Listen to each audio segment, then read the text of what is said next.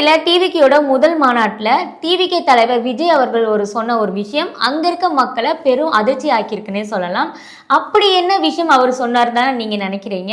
ஒன்றிய அரசுக்கு தான் புதுச்சேரி வேற, தமிழகம் வேற அப்படிங்கிற ஒரு விஷயம் இருக்கு. ஆனா எனக்கு அப்படி இல்லை.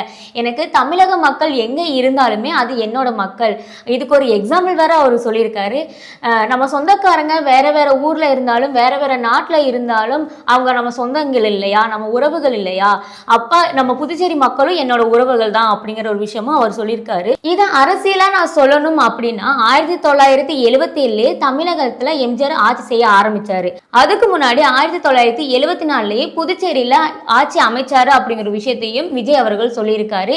அது மட்டும் இல்லாம எம்ஜிஆர் அவர்கள் நமக்கானவர், நமக்காக வந்தாரு, இவரை நீங்க மிஸ் பண்ணிடாதீங்கன்னு தமிழ்நாடு மக்களுக்கு புதுச்சேரி மக்கள் தான் அலர்ட் பண்ணாங்க அப்படிங்கிற விஷயத்தையும் இந்த மீட்டிங்ல டிவிகே தலைவர் விஜய் சொல்லியிருக்காரு.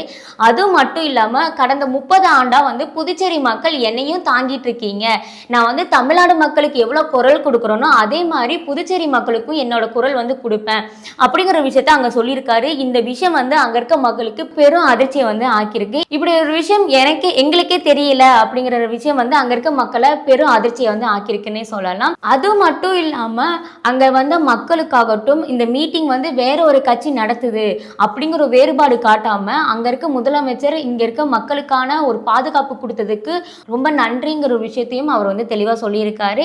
இதை பார்த்து தமிழக முதலமைச்சர் கற்றுக்கொள்ளணும் அப்படிங்கிறதையும் அவர் அந்த மீட்டிங்ல சொல்லியிருக்காரு. இது மக்களிடம் இப்ப பேசுற ஒரு விஷயமாவே இருக்கு.